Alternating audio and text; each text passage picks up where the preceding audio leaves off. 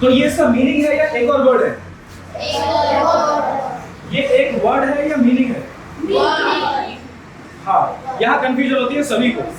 हम क्या करते हैं, अक्सर हम किसी शब्द को समझने के लिए एक और शब्द दे देते हैं जिसे हम मीनिंग कह देते हैं, जबकि अर्थ का मतलब एक और शब्द देना नहीं होता। अर्थ का मतलब होता है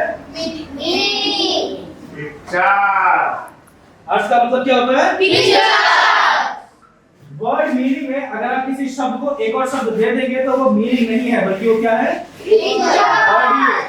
मीनिंग समझने के लिए क्या बनानी पड़ेगी उसकी? पिक्चर। जैसे मैंने बोला टिमलुआ, कितने बच्चों को पता है टिमलुआ क्या होता है? टिमलुआ। अच्छा, रसगुल्ला कितने बच्चों को पता है? रसगुल्ला, गुलाब जामुन। हाँ, ये क्यों पता है? क्योंकि इसकी आपके माइंड में क्या बनती? पिक्चर। अब टिमलुआ क्यों नहीं बना? क्योंकि इसके पास आपके माइंड में इसकी पिक्चर नहीं है। अगर इसकी भी पिक्चर आपके माइंड में होती तो समझ में आ जाता कि नहीं? तो मीनिंग का मतलब एक और शब्द नहीं होता, मीनिंग का मतलब क्या होता है? पिक्चर। तो अगर आपको वर्ड मीनिंग करना है तो एक तरफ आप वर्ड लिखेंगे, दूसरी तरफ आप उसका हिंदी लिखेंगे और तीसरी तरफ आप उसकी क्या बनाएंगे? पिक्चर बनाएंगे। अगर अर्थ को समझना है तो पिक्चर बनानी है, और अगर शब्दों का रट्टा लगाना है तो इस तरीके से हिंदी और इंग्लिश में काम करते हैं। आया पकड़ लो? समझना है तो क्या बनानी पड़ेगी? और रटना है तो ये सब। ठीक है, तो कुल मिलाकर हमें सेंटेंस समझना है, टॉपिक समझना है कि वर्ड का मीनिंग समझना है? अगर वर्ड का मीनिंग समझ में आ गया तो सेंटेंस अपने आप समझ में आ जाएगा।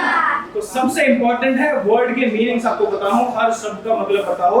जीवन में जितने भी शब्द आप बोलने वाले, सुनने वाले, जितना भी इस्तेमाल आप करने वाले, उन सबका मतलब आपको पता हो। जितने बड़े बड़े ऋषि मुनि हुए, ध्यानी हुए, ज्ञानी लोग हुए, वो सब मौन हो गए। क्यों मौन हो गए? वो शब्दों के अर्थ जानना चाहते थे। वो नहीं चाहते थे कि उनके मुंह से कोई भी ऐसा शब्द निकले जिसके मायने उसको ना पता हो, इसलिए लोग चुप हो गए। आप अपने जीवन में रोजाना इतने शब्दों का इस्तेमाल कर रहे हैं जिनमें कई सालों का तो मतलब आपको पता ही नहीं है। मैंने बोला विचार, विचार माने रोज हम थॉट होते हैं ना, थॉट सुनते हैं हम लोग, विचार क्या होता है? हम लोग जीवन जी रहे हैं ना, जीवन क्या होता है? हम बोल रहे हैं ना समझना चाहिए, समझना माने क्या? हम बोल रहे हैं ना रटना नहीं चाहिए, रटना माने क्या? हम बोल रहे हैं कि ज्ञान होना चाहिए, ज्ञान किसे कहते हैं? तो हम बोलते तो हैं लेकिन हमको मायने नहीं पता, हमने रट लिया और उन शब्दों का इस्तेमाल हम जीवन में करते चले जाते हैं।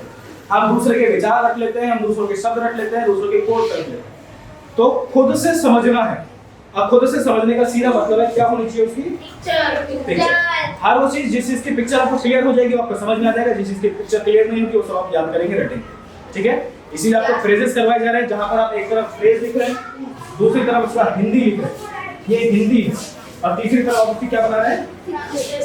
पिक्चर बना रहे हैं। ठीक है, ट्रांसलेशन की बात, इंग्लिश, उसका प्रोनाउंसिएशन, उसका ट्रांसलेशन और उसकी पिक्चर, इस तरीके से काम करना। और कोई भी वर्ड ऐसा नहीं छोड़ना जिसका मीनिंग आपको ना पता हो। चुनकर हर शब्द का मीनिंग आपको अपने टीचरों से पूछना है और हर शब्द का मीनिंग ही जानना है। कितनों को समझ में आएगा? कितने लोग पूछने वाले हैं? कौन कौन नहीं पूछेगा? कौन कौन हर वर्ड का मीनिंग जानने की कोशिश करेगा और हर वर्ड के मीनिंग को ही जानेगा? क्या करेंगे अपने लिए एक बार?